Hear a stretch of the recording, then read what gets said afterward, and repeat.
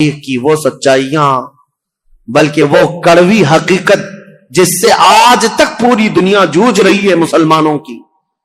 آج تک پوری کائنات میں جتنے بھی مسلمان ہیں یہ فرقے جو پیدا ہوئے اس کی بنیاد کہاں سے شروع ہوئی؟ کس نے یہ بیج بویا تھا مسلمانوں کے بیچ؟ یہ فرقے کیسے پیدا ہو گئے؟ اتنی جماعتیں کیسے ہو گئی؟ یہ تاریخ آج سننا آپ کے لیے بہت ضروری ہے. حضرت عثمان غنی کے دور میں جو لوگ اسلام میں آئے تھے، میں کہہ رہا ہوں کہ یہ ضروری نہیں کہ سب کے سب مخلص اخلاص کے ساتھ آئے ہوں. کچھ تو ایسے ہی در پردہ تھے، منافقین بھی تھے. جب رسول اللہ کے زمانے میں تھے تو ان کے زمانے میں کیوں نہیں؟ ایک شخص ایسا ہے ایران کا رہنے والا، ایرانی لوگوں کو اس زمانے میں سخت خلش تھی عربوں سے. میں نے بتایا عربوں کی دشمنی تھی ان کے ساتھ. جب کسرا کی حکومت چلتی تھی تو ایرانیوں کی عربوں سے نہیں جمتی تھی، برسوں کی دشمنی ہے. عرب کا کوئی شخص ایران میں آ بھی جاتا تو اس کے کندھے کاٹ جاتے تھے. یہ بادشاہ ایک کا نام ہی ذوالأکتاف تھا جو کندھے کاٹنے میں مشہور تھا عربوں کے. اور ایرانی اگر عربوں کے پاس آتے تو ایسا نہیں ہے کہ عرب انہیں چھوڑ دیتے تھے، عرب بھی جو ہے ان کے ساتھ بھرپور مقابلہ کرتے تھے. تو یہ دشمنی کے بعد جب اسلام آ گیا تو ظاہر سی بات ہے ایران میں اب مسلمان تھے لیکن وہ عربوں کی حکومت کے نیچے تھے. حکومت کون کر رہا تھا ان کے اوپر؟ عرب کر رہے تھے. اور اسی ایران کے رہنے والے ایک باشندے کی بات تاریخ میں نے اس سے قبل بھی بیان کیا، لیکن آج بھی نوجوانوں بہت توجہ سے سننا اور تاریخ کا یہ نام ہمیشہ یاد رکھ لینا. عبداللہ بن سبا ایک یہودی شخص، یہودی بھی اسلام میں آئے ہیں، عیسائی بھی آئے. یہودی تھا، یہ اسلام لایا. عبداللہ بن سبا، یاد رکھو عبداللہ بن سبا، یہ اسلام لایا. اور اسلام لانے کے بعد یہ مسلمانوں کی جماعت میں آیا لیکن پکا مسلمان نہیں تھا، یہ یہودی ہی تھا. اس نے دیکھا کہ ان عربوں کی حکومت پوری دنیا میں پھیلتی جا رہی ہے. انہوں نے ایران کو فتح کر لیا، شام کو فتح کر لیا، روم کو فتح کر لیا. دل کے اندر جو کڑن تھی اور اس کا بدلہ لینے کے لیے ہمیشہ اس بات کے اندر انتظار میں رہتا تھا کہ کوئی کمی ان کی نظر آ جائے جس کو لے کر کے مسلمانوں میں ہم جماعتیں بنا دیں. تو عبداللہ بن سبا یہ وہ پہلا شخص ہے جو اسلام میں فتنہ انگیزی شروع کرنے کے لیے کیا کیا؟ حضرت عثمان غنی کی کمیاں گنانا شروع کیا جماعتوں میں جا کر کے. اس کی فتنہ انگیزیاں جب بصرہ میں پہنچی، بصرہ ایک شہر ہے عراق کا، تو حضرت مغیرہ بن شعبہ وہاں پر موجود تھے. تو انہوں نے اس کو شہر بدر کر دیا، وہاں سے نکال کر بھیج دیا. وہ کوفہ آیا، کوفہ کے جو والی تھے ان کو بھی سعید بن عاص، ان کو جب خبر ملی تو کوفہ سے بھی اس کو بھگا دیا گیا. عبداللہ بن سبا اب مصر پہنچا. مصر آنے کے بعد مصر کے نئے جو لوگ اسلام میں آئے تھے ان کے دلوں میں یہ بات ڈالنا شروع کیا کہ عثمان جو ہے ایک کمزور خلیفہ ہیں اور صرف رشتہ داروں کا خیال کرتے ہیں. اپنے رشتہ داروں کے لیے وہ بہت زیادہ پیسہ بھی دے دیتے ہیں، نذرانے بھی دیتے ہیں. جبکہ حضرت عثمان غنی اپنے رشتہ داروں کو جو مال دیتے تھے وہ بیت المال سے نہیں، وہ اپنے جیب خاص سے دیتے تھے. ان کا مال ہی اتنا تھا، وہ دیتے تھے، نوازتے تھے. اب میں آپ کو بتاؤں عبداللہ بن سبا کا یہ فتنہ اثر کرنے لگ گیا لوگوں میں، مسلمانوں میں یہ بات آنے لگ گئی اپنے خلیفہ کے متعلق. اب انقلاب انقلاب نام سے کچھ نعرے شروع ہو گئے. کہاں پر؟ کوفہ میں انقلاب کے نام سے نعرے شروع ہوئے. حضرت سعید بن عاص ایک صحابی ہیں، وہ کوفہ کے گورنر تھے. انہوں نے دیکھا یہ کوفہ میں کیا ہو رہا ہے، لوگ روزانہ جیسے یہ پلے کارڈ لے کر کے اتر جاتے ہیں. اس زمانے میں وہ احتجاج کرتے رہتے تھے کہ ہم کو ایک نئی چیز چاہیے، تبدیلی چاہیے، انقلاب چاہیے. تو سعید بن عاص نے حضرت عثمان کو یہ لکھ کر بھیجا، کوفہ والے شاید مجھے پسند نہیں کرتے ہیں، یہ ابو موسیٰ اشعری کو پسند کرتے ہیں. تو حضرت عثمان غنی نے ان کو معزول کر دیا. سعید بن عاص کو کہا کہ تم اتر جاؤ، کوفہ والوں کی پسند کے مطابق ابو موسیٰ اشعری کو گورنر بناؤ. گورنر تو بنایا لیکن کوفہ والوں کی وہ خواہش نہیں تھی. ابو موسیٰ اشعری بھی گورنر بنے لیکن فتنہ ٹھنڈا نہیں ہوا. انقلاب انقلاب، کیونکہ یہودیوں کا ڈالا ہوا بیج تھا. انہیں پورے خلافت کو ہلانا تھا. خلافت کے نظام کی دشمن قوم اس دور میں بھی سب سے بڑی کوئی دشمن قوم ہے تو یہودی قوم ہے. میں آپ کو بتاؤں مولانا محمد علی جوہر، مولانا شوکت علی، یہ آزادی کے موقع کے جو مشہور نام ہے، آپ کو پتا ہوگا، ان کی کتاب میں ایک بات انہوں نے لکھی ہے، وہ خلافت جب ختم ہو رہی تھی ترکی کی خلافت عثمانیہ، اگرچہ نام سے خلافت قائم رہی، اور جب وہ ختم ہو رہی تھی تو یہ بیچارے دوڑ رہے تھے، بھاگ رہے تھے کہ نہیں، خلافت کو قائم کرنا ہے کسی نہ کسی کو. اور خلافت کمیٹیاں ہندوستان میں بھی بنائی تھی، بھائی کلہ میں آج بھی موجود ہے خلافت ہاؤس، یہ اس دور کا بنا ہوا ہے. اور آج بھی میلاد شریف کا جلوس جو ہے وہ خلافت ہاؤس سے نکلتا ہے. ممبئی والوں کو پتا ہے، نہیں پتا معلوم نہیں. خلافت ہاؤس آج بھی ہے بھائی کلہ میں.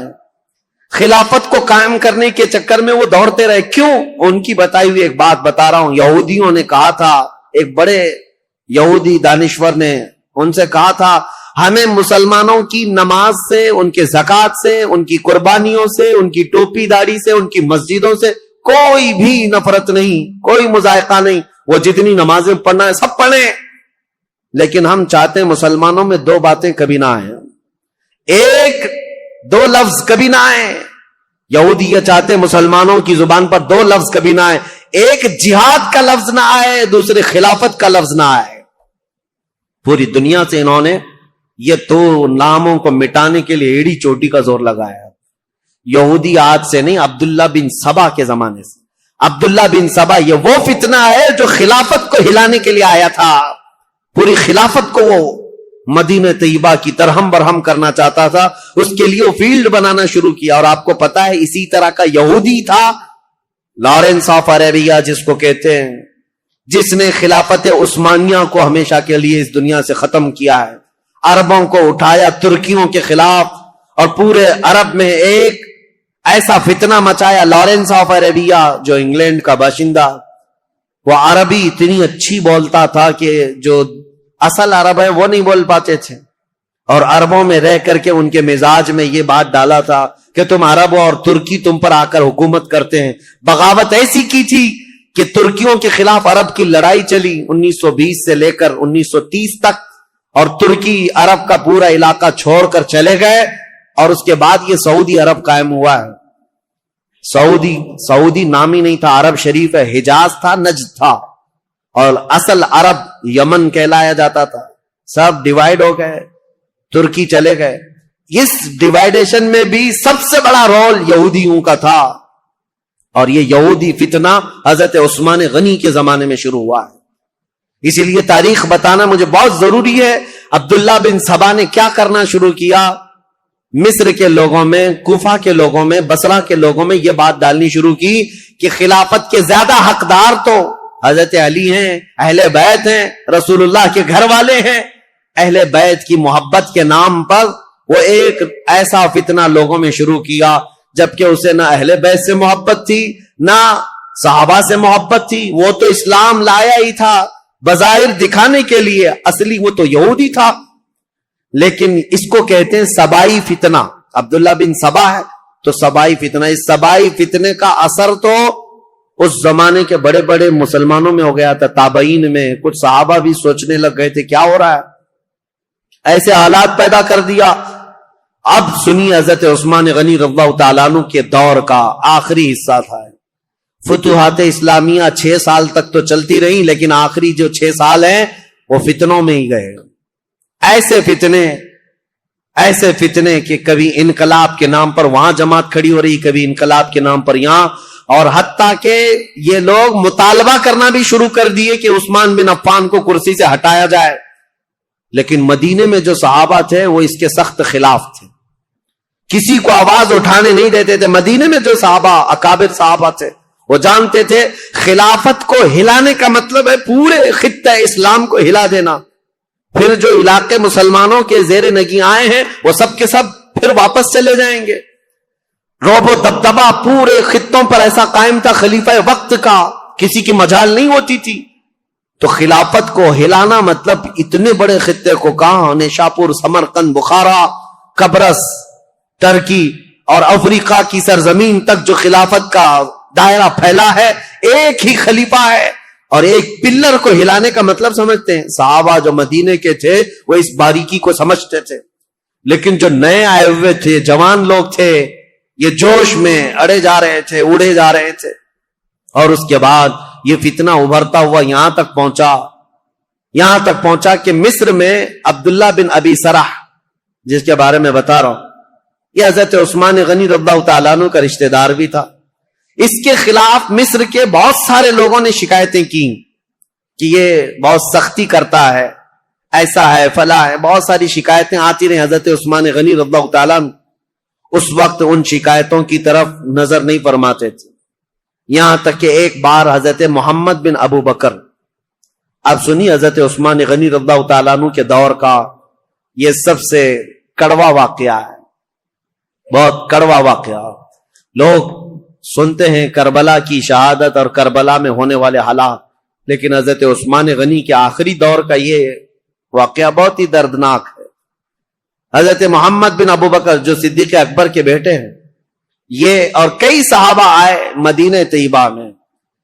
عبداللہ بن ابی سرح نے کیا کیا تھا؟ جتنے لوگ حضرت عثمان غنی کے پاس اس کی شکایت لے کر گئے تھے، حضرت عثمان غنی نے ڈانٹ ڈپٹ لگائی تھی ایک خط میں عبداللہ بن ابی سرح کو کہ تو اس طرح سے کر رہا ہے، توبہ کر، باز آ جا، لوگوں کے حقوق پر دست درازی نہ کر. یہ سب جو ڈانٹ لگائی تھی، عبداللہ بن ابی سرح نے کیا کیا؟ جتنے لوگ مدینے گئے تھے سب کا قتل کروا دیا. جو حضرت عثمان غنی کے پاس شکایت لے کر کے گئے تھے، واپس آنے کے بعد ان کا قتل کروا دیا. یہ بڑا معاملہ تھا. اس معاملے کو لے کر صحابہ آئے مسجد نبوی شریف میں.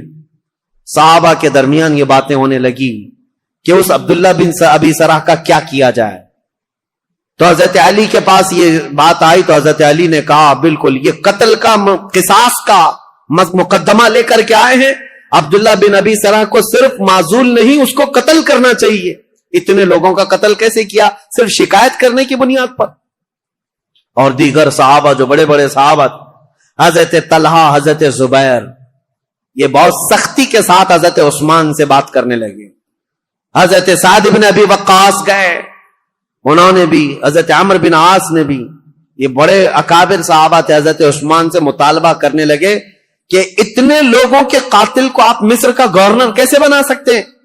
حضرت عثمان غنی نے سب کی بات سنی، اور آپ کے اوپر یہ بار بار دباؤ ڈالا جاتا تھا، وہ آپ کا رشتہ دار ہے، اس کی وجہ سے آپ اسے معزول نہیں کرتے، بنو امیہ کا ہے اس لیے آپ اس کے گورنری سے نہیں ہٹاتے. حضرت عثمان غنی نے کہا سارے صحابہ کے اوپر میں چھوڑ دیتا ہوں، آپ جس کو مناسب سمجھے اس کو گورنر بنائیں، میں خط لکھ دیتا ہوں.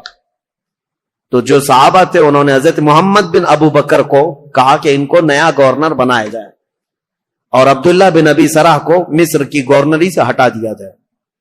حضرت عثمان غنی نے لیٹر دے دیا، کہا کہ جاؤ عبداللہ بن ابی سرح کو ابھی کے ابھی معزول کر دینا اور اسے ادھر بھیج دینا، اور آپ آج سے مصر کے والی اور گورنر بن جائیں. حضرت محمد بن ابو بکر جب جانے لگے تو انصار اور مہاجرین صحابہ کی ایک جماعت بھی آپ کے ساتھ جا رہی تھی کہ مصر کے حالات دیکھیں یہ امپلیمنٹ ہوتا ہے یا نہیں، اور مصر کے لوگوں کو سمجھائیں جو ابھی ابھی انقلاب نام سے اٹھے ہوئے ہیں، جن کو بلوائی کہتے ہیں، وہ کسی کے سمجھ میں بھی نہیں آتا. آج تک یہ ایجپشن ویسی ہی ہیں، ان کی کھوپڑی ہٹی رہتی ہے. یہ فرعونوں کے دور کے لوگ ہیں، فرعون ان کو ڈنڈے سے سیدھا کرتا رہا ہے. آج تک ایسی سخت قسم کی طبیعت رکھنے والے لوگ ہیں. ان کو سمجھانے کے لیے انصار اور مہاجرین صحابہ کی ایک پوری جماعت گئی. آپ سنیے ہوا کیا. حضرت عثمان غنی رضی اللہ تعالیٰ عنہ کے گھر میں پلتا تھا مروان بن حکم نام سے. یہ مروان بنو امیہ کا ایک شخص ہے، حضرت عثمان غنی کے خاندان میں، رشتہ دار میں، لیکن صحیح آدمی نہیں تھا، عیاش طبیعت کا. مروان بن حکم حضرت عثمان غنی کے گھر پر رہتا تھا. یہ صحیح آدمی نہیں تھا، یہ ذہن میں رکھ لیں آپ. اس نے کیا حرکت کی، کتنی بڑی حرکت کی، پوری تاریخ میں یہ چیز موجود ہے. ایک طرف عبداللہ بن سبا نے فتنہ مچا دیا تھا پوری جگہ پر، لوگوں میں ورغلا دیا تھا اور نئی جماعت پیدا کرنے کے فراق میں تھا. اور اس کے بعد ادھر مروان بن حکم اور بنو امیہ کی کچھ حرکتیں ایسی، ادھر عبداللہ بن سرا مصر میں فتنہ، قتل کر دیا. حضرت عثمان غنی کے خاندان پر بڑے الزامات آ رہے تھے. لیکن صحابہ جانتے تھے عثمان بن عفان کی طہارت کیا ہے، ان کی پاکیزگی کیا ہے، ان کے اخلاق کیا ہے. اسی لیے سب سے پہلے میں نے ان کی فضیلتیں آپ کے سامنے رکھی تاکہ کسی کے ذہن میں یہ بات نہ آنے پائے حضرت عثمان غنی کیا ایسا کرتے تھے ویسا کرتے تھے. سب سے پہلے میں نے آپ کو ان کے فضائل سنائے، کسی ذہن میں شک و شبہ بھی نہ آئے. وہ رسول اللہ کے داماد ہیں، میرے آقا کے انتخاب ہیں، سابقون الاولون میں سے ہیں. حضور نے ان کے متعلق فرمایا عثمان کو اب اس کے بعد کوئی عمل نقصان نہیں پہنچا سکتا. بہرحال حضرت محمد بن ابو بکر جا رہے ہیں، کہاں؟ مصر جا رہے ہیں گورنری لینے کے لیے، اور انصار مہاجری صحابہ کے ساتھ جا رہے ہیں.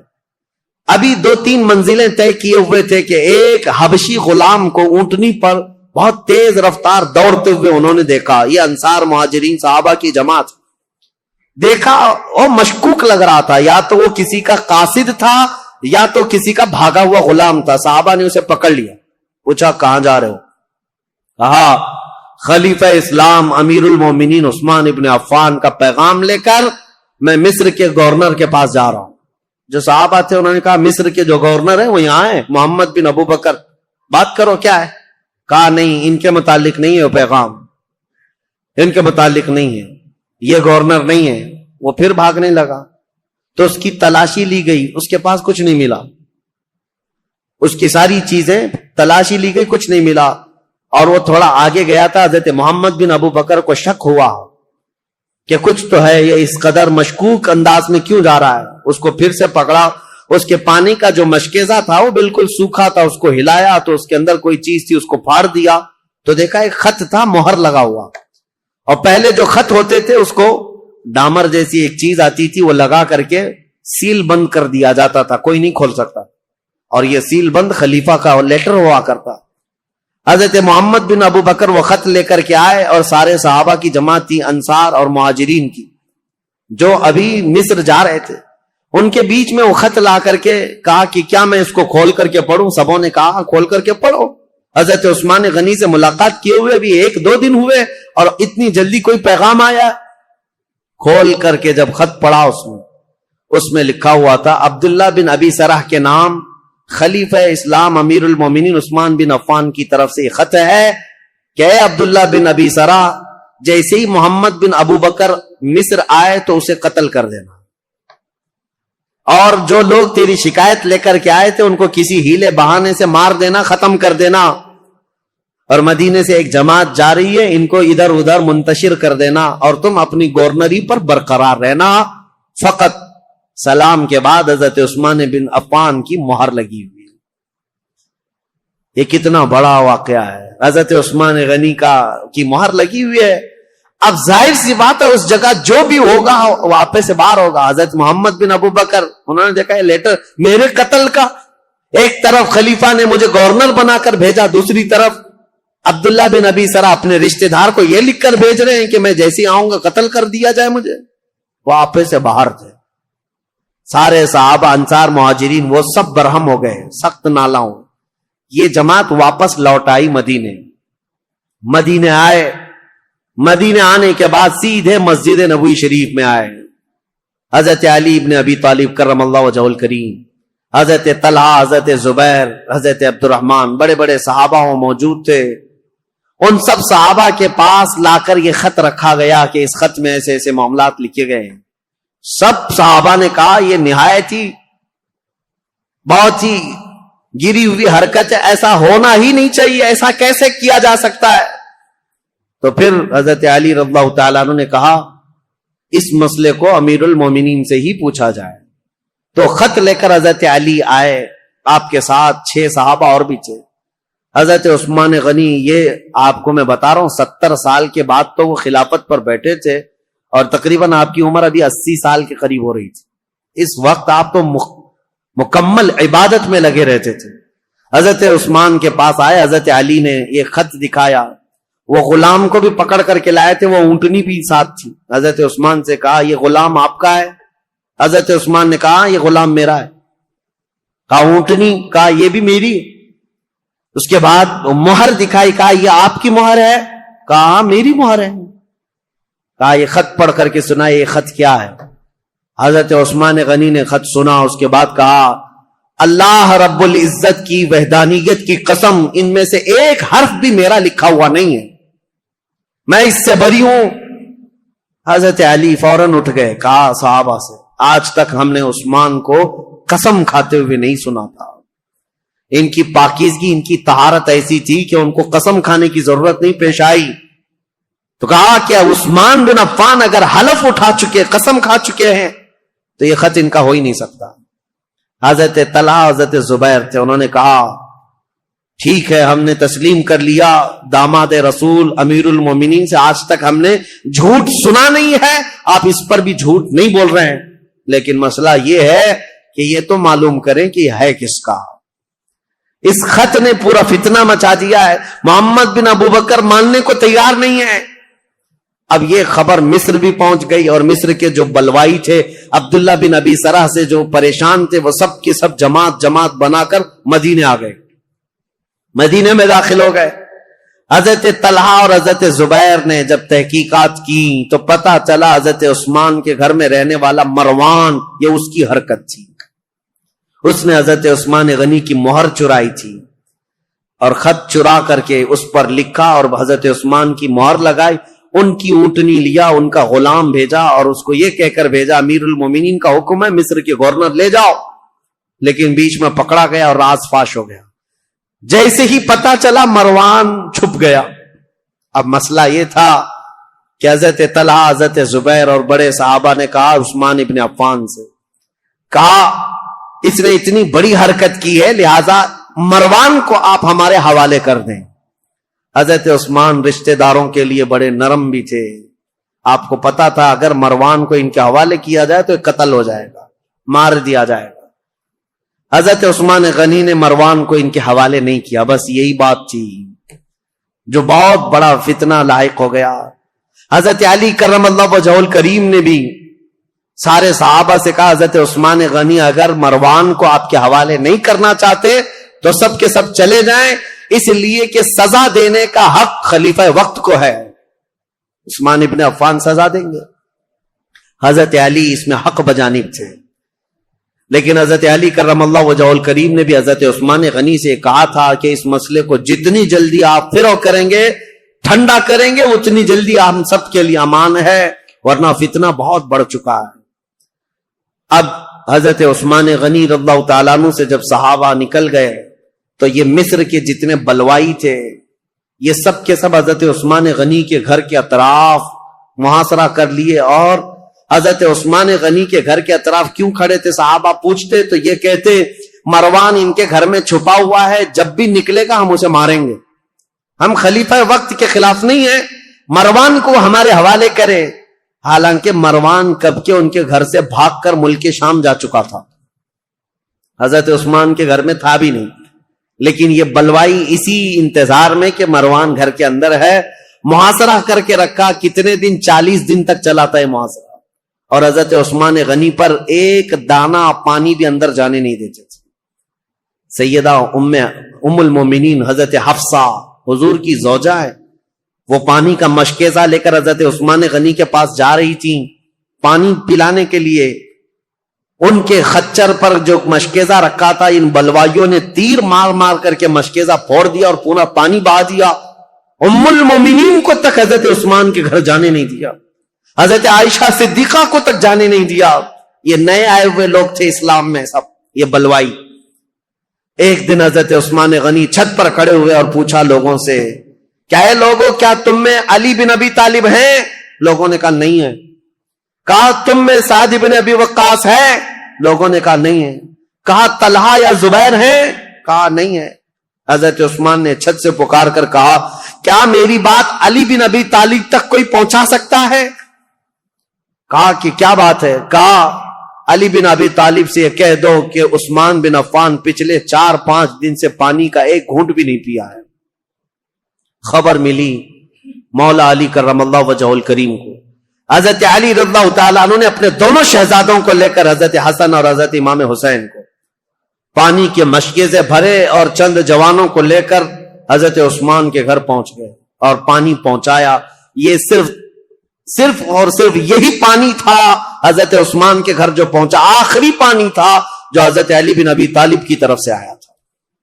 میرے عزیزو، یہ باتیں اس لیے بھی بیان کرنا ضروری ہے کہ لوگ ایسی چیزیں کنٹروورسی بیان کرتے ہیں کہ حضرت علی میں حضرت عثمان میں نہیں بنتی رہی ہوگی، اور انہوں نے ایسا کیا ہوگا۔ نہیں، حضرت علی کی نہیں بنتی تھی، حالانکہ حضرت عثمان کے گھر کے دروازے پر پہرا دینے کے لیے امام حسن اور امام حسین کو کھڑا کیا گیا تھا، اور عبداللہ بن زبیر، حضرت زبیر نے اپنے بیٹے کو کھڑا کیا، حضرت طلحہ نے اپنے بیٹے کو کھڑا کیا ہے، بڑے بڑے صحابہ نے اپنے اپنے بیٹوں کو حضرت عثمان کے گھر کے دروازے پر کھڑا کیا ہے، اور یہ تنبیہ کی تھی یہ بلوائی مصر کے کہیں رات کے وقت یا کہیں انجانے میں عثمان بن عفان کے گھر میں داخل نہ ہو جائیں اور کہیں ان کو نقصان نہ پہنچائیں۔ یہاں تک کہ یہ بلوائی جو ہے مصر کے جو لوگ آئے تھے، ایک مرتبہ تیر چلائے تھے، ان تیروں کی وجہ سے حضرت امام حسین کا پورا سینہ زخمی ہو گیا، خون خون ہو گئے تھے، اور حضرت امام حسن مجتبیٰ کے سر پر زخم آیا تھا نیزے سے۔ یہ حضرت عثمان کی حفاظت پر دونوں شہزادے کھڑے تھے، اور یہ خون اتنا بہ گیا تھا جس کو دیکھ کر کے ڈر گئے۔ محمد بن ابو بکر ان میں تھے، انہوں نے کہا اے لوگو، ہم تو عثمان بن عفان اور بنو امیہ کے خلاف کھڑے ہیں، ابھی تم نے ان کا خون اتنا بہا دیا کہ بنو ہاشم ان کا یعنی بدلہ لینے کے لیے آ جائیں گے۔ بنو ہاشم کون ہے؟ رسول اللہ کا خاندان، اور امام حسن اور امام حسین جب زخمی ہو گئے ہوں تو رسول اللہ کا جو خاندان ہے بنو ہاشم، وہ تو بدلہ لینے کے لیے آ جائیں گے۔ محمد بن ابو بکر نے کہا معاملہ سب الٹ جائے گا، عثمان بن عفان کو کوئی دیکھے گا ہی نہیں، حسن اور حسین جو زخمی ہوئے اس کا بدلہ لینے کے لیے قوم ہم پر ٹوٹ پڑے گی، اس لیے اس کام کو جلدی کر دو۔ محمد بن ابو بکر اور چند لوگ چھت پھلان کر کے حضرت عثمان غنی کے گھر کے اوپر سے اندر داخل ہوئے۔ اس وقت سیدنا عثمان بن عفان قرآن کی تلاوت کر رہے تھے، قرآن پڑھ رہے تھے، اور رسول کریم صلی اللہ تعالی علیہ وسلم کو ایک دن پہلے خواب میں دیکھا تھا۔ نبی پاک صلی اللہ تعالی علیہ وسلم کو خواب میں دیکھ کر پھوٹ کر رونے لگے حضرت عثمان۔ کہا یا رسول اللہ، وہ قوم جس کو میں نے بیر روما وقف کر دیا تھا جب مدینے میں کسی کے پاس پانی نہیں تھا، میں نے ان کے لیے پانی وقف کیا، آج وہ قوم مجھے پانی نہیں دے رہی۔ نبی پاک صلی اللہ تعالی علیہ وسلم نے حضرت عثمان سے کہا کیا ہے عثمان، تھوڑا اور برداشت کر لو، کل میرے ہاتھ سے پانی پیو۔ حضرت عثمان کہتے ہیں حضور کو خواب میں اتنا دیکھنے کے بعد تسلی ہو گئی۔ 40 دن کا محاصرہ چلا ہے حضرت عثمان کے ساتھ، 40 دن کا، وہ 40 دن روزے سے گزرے۔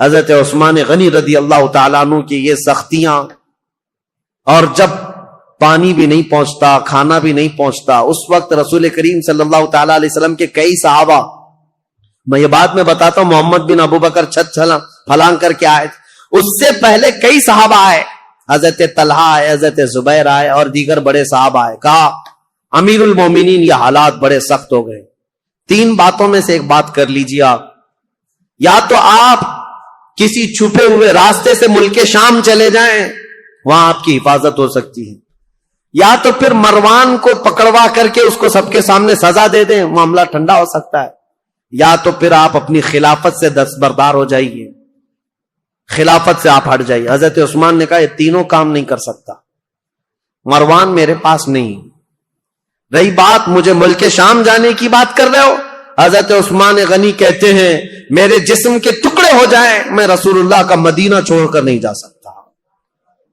میں رسول اللہ کا پڑوسی ہونے کے لیے اپنا وطن مکہ چھوڑ کر یہاں آیا، اپنی جان بچانے کے لیے میرے نبی کا شہر چھوڑ کر نہیں جا سکتا۔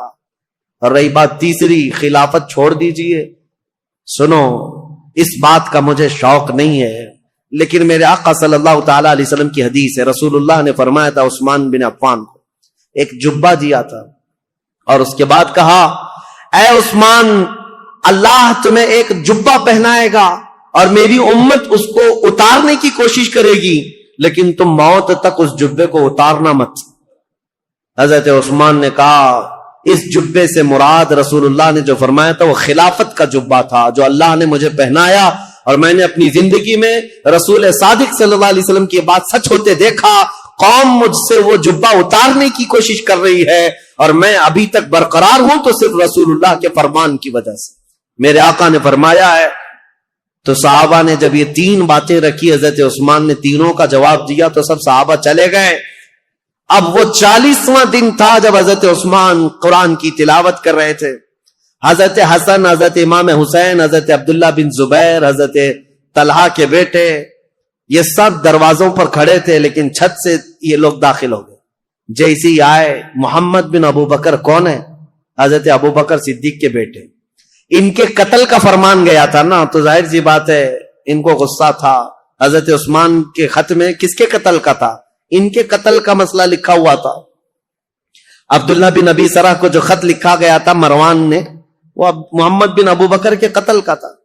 تو محمد بن ابو بکر داخل ہوئے اور آتے ہی حضرت عثمان غنی کی داڑھی پکڑ لی. کہا عثمان بن عفان سے, امیر المومنین آپ ایسا کیسے کر سکتے ہیں؟ میرے ساتھ ایسا کیسے کر سکتے ہیں آپ؟ ایک طرف مجھے گورنر بنا کر بھیج رہے تھے اور دوسری طرف اس کو میرے قتل کا لیٹر بھیج رہے تھے.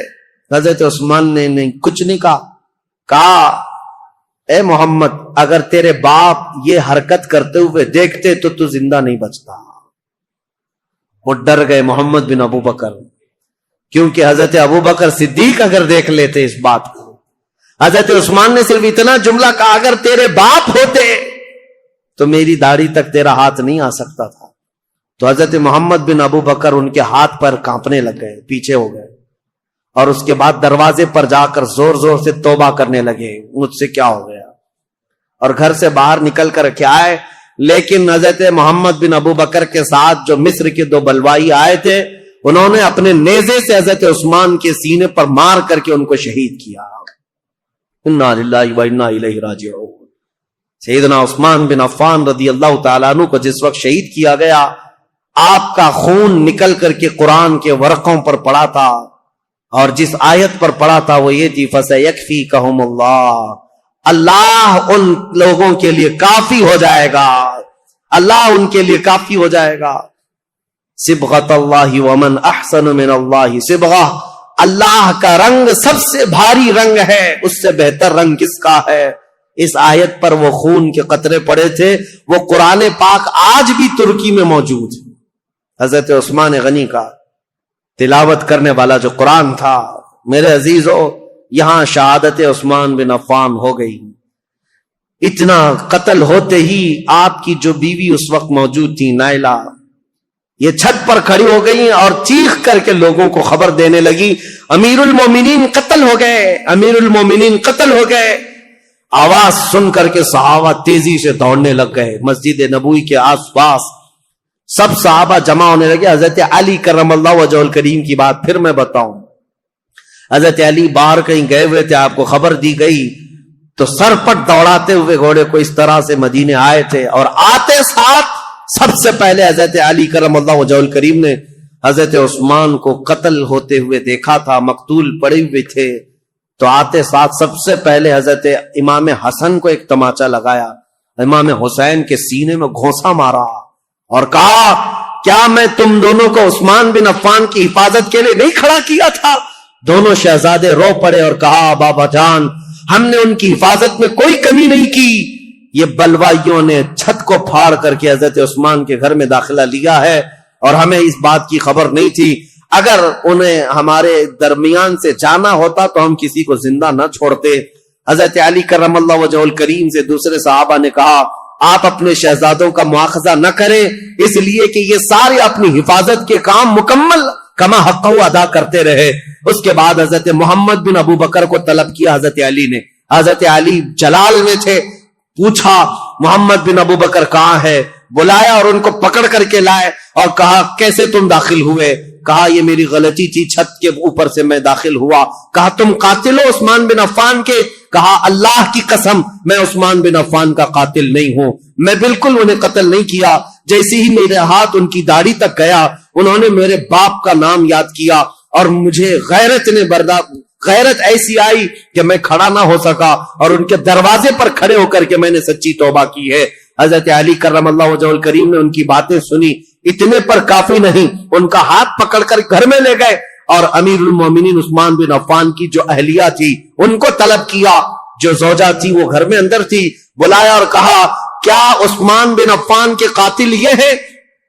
ان کی زوجہ نے کہا نہیں، یہ گھر میں اندر آتے ہوئے تو ان کو میں نے دیکھا ہے اور انہوں نے قتل نہیں کیا، یہ جتنی باتیں کہہ رہے ہیں وہ سچ ہے، انہوں نے داڑھی بھی پکڑی تھی، میرے شوہر نے ان سے کہا بھی تھا ابو بکر ہوتے تو یہ نہیں ہوتا، تو یہ چھوڑ کر چلے گئے تھے، یہاں تک کہ حالات کی میں شاہد ہوں کہ یہ چھوڑ کر گھر سے نکل گئے تھے، لیکن ان کے ساتھ 2 لوگ آئے تھے مصر کے رہنے والے لوگ، میں انہیں جانتی نہیں، انہیں پہچانتی نہیں، ان دونوں نے قتل کیا ہوگا، ان کے علاوہ کوئی وہاں عینی گواہ نہیں تھا، عینی شاہد نہیں تھا، آئی وٹنس نہیں تھا حضرت عثمان غنی کو قتل ہوتے ہوئے دیکھا ہو کسی نے۔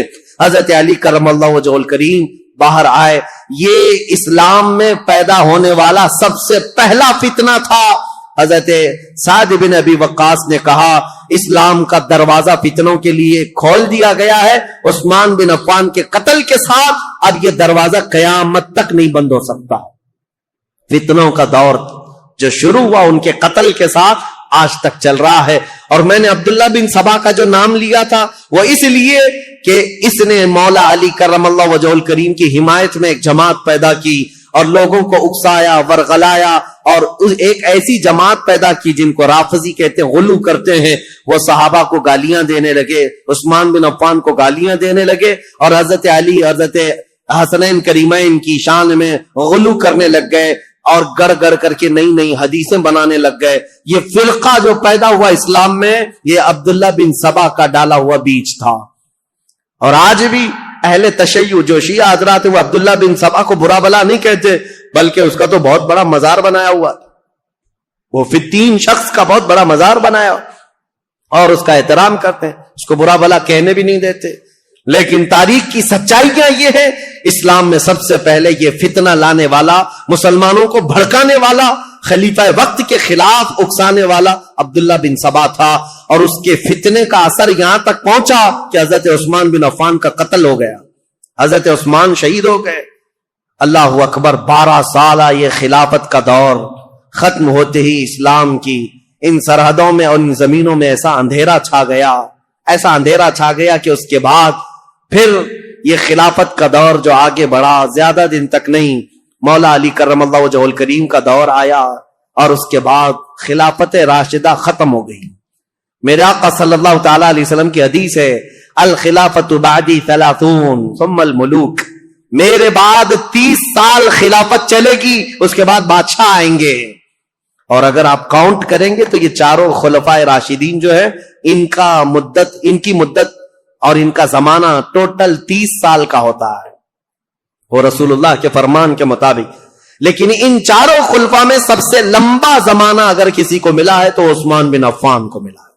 حضرت عثمان غنی رضی اللہ تعالیٰ عنہ کی عمر مبارک ان کے انتقال کے وقت بعض روایتوں میں 82 ہے، بعض میں 80 ہے، بعض میں 79 ہے، بہرحال، اور ایک روایت تو 90 سال کی ملتی ہے کہ آپ کے انتقال کے وقت آپ کی عمر 90 سال کے قریب تھی۔ لمبی عمر بھی پائی اور خلافت کا دور بھی لمبا چلا۔ رسول پاک صلی اللہ تعالی علیہ وسلم نے ان کو اپنی ایک انگوٹھی دی تھی اور کہا تھا کہ اس کو سنبھالے رکھنا، اور اس انگوٹھی کی آپ بہت حفاظت کرتے تھے، اور حضور نے فرمایا تھا جس دن تم سے یہ انگوٹھی ضائع ہو جائے گی فتنوں کا دروازہ ایسے کھلے گا کہ قیامت تک کوئی اس کو بند نہیں کر سکے گا۔ حضرت عثمان غنی کی خلافت کے 6 سال ہوئے تھے۔ مسجد قباء جہاں ہے آج، وہاں ایک کنواں تھا، حضور صلی اللہ علیہ وسلم اکثر وہاں جب تشریف لے جایا کرتے اپنے پیر اس کنویں میں چھوڑ کر بیٹھتے تھے عصر کے بعد، اور صدیق اکبر حضرت عمر کے زمانے میں بھی یہ سنت چلی آ رہی تھی۔ حضرت عثمان کو بھی یہ پسند تھا حضور کی اداؤں کا، جب آپ کا دور تھا وہ بھی اس کنویں کے پاس جاتے تھے اور اس میں پیر لٹکائے بیٹھتے تھے۔ ایک بار اس کنویں کے پاس بیٹھے تھے، ہاتھ میں کچھ حرکت کیا، انگوٹھی نکل کر کے اس کنویں میں گر گئی۔ آپ کی خلافت کے 6 سال ہوئے تھے، اسی وقت یہ واقعہ پیش آیا۔ اس انگوٹھی کو تلاش کرنے کے لیے پورے کنویں کا پانی خالی کروا دیا، ریت بھی چھنوا دیا، لیکن اس انگوٹھی کو نہ ملنا تھا، نہ ملی۔ حضرت عثمان نے کہا یہ میرے آقا صلی اللہ علیہ وسلم کی بشارت تھی۔ اس کے بعد جو فتنے اٹھے، ایسے اٹھے تھے کہ ایک جہجہ غفاری نام کا شخص حضرت عثمان غنی ممبر پر کھڑے تھے، مسجد نبوی کے خطبہ دے رہے تھے، اور ان کا عصا تھا ہاتھ میں.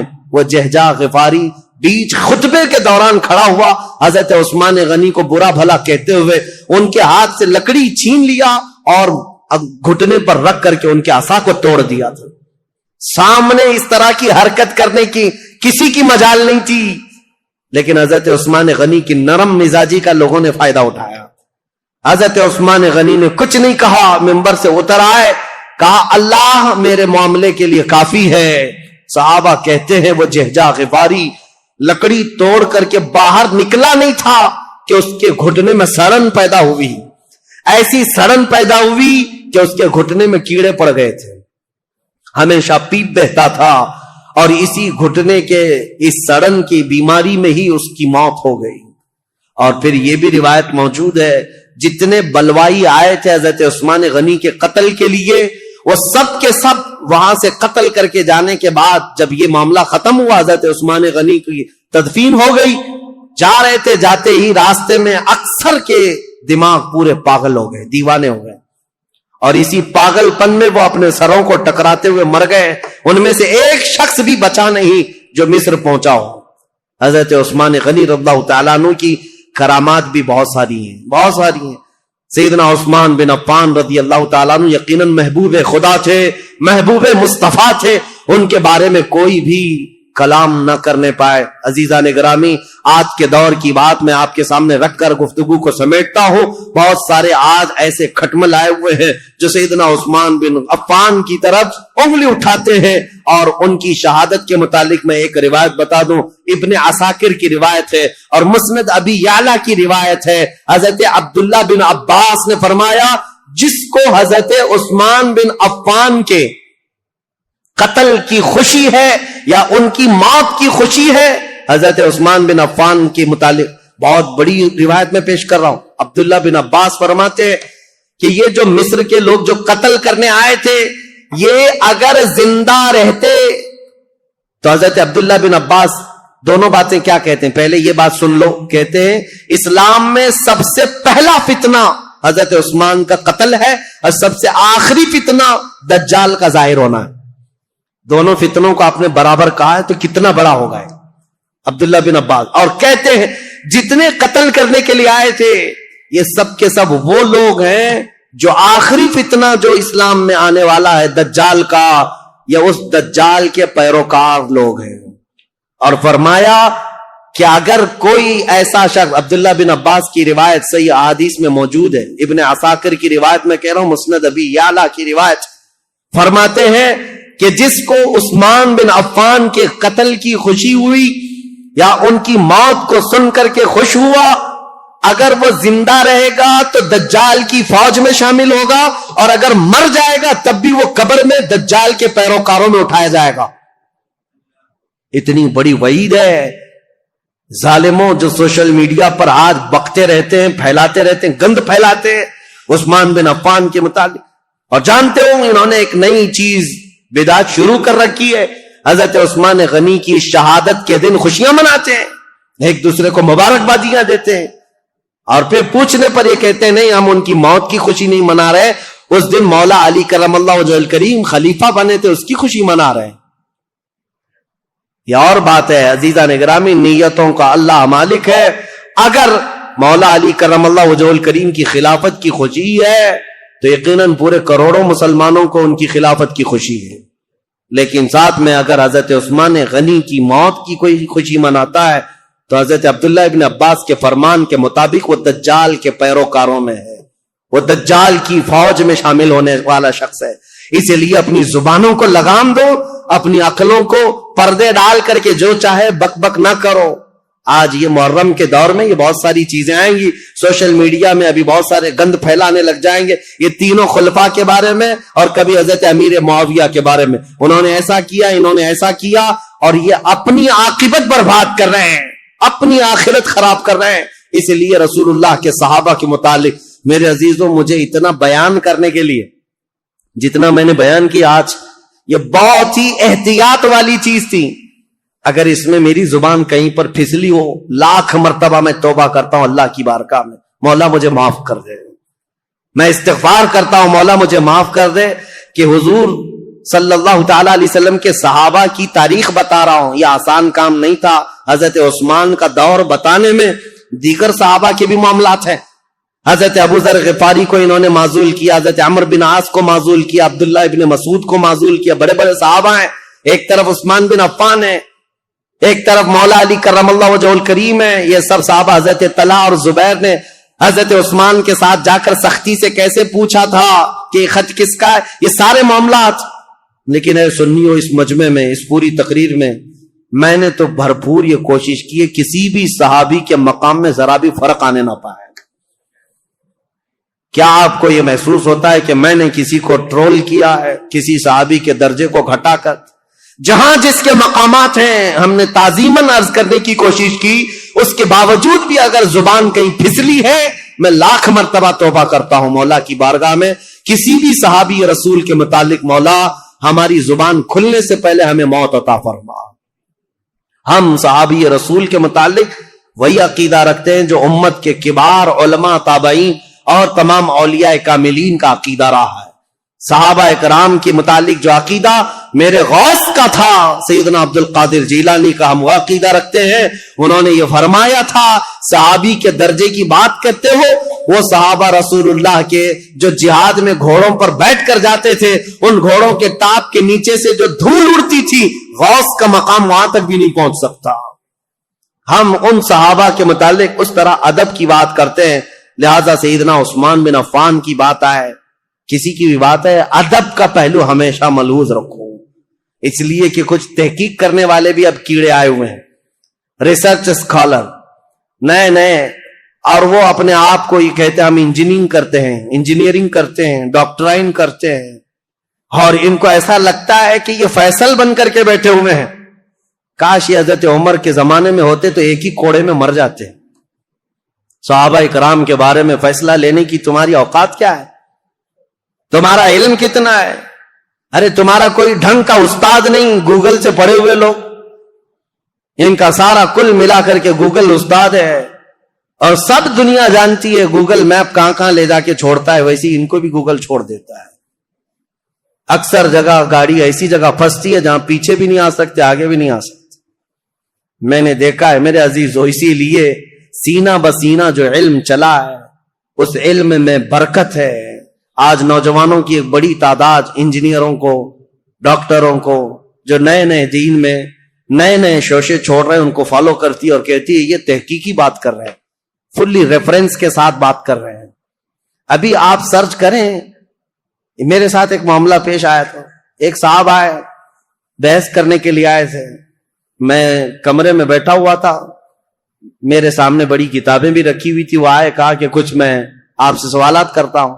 وہ اوٹ پٹانگ سوالات کر رہے تھے. میں نے کہا کہ ٹھیک ہے, جواب تو میں آپ کو دوں گا.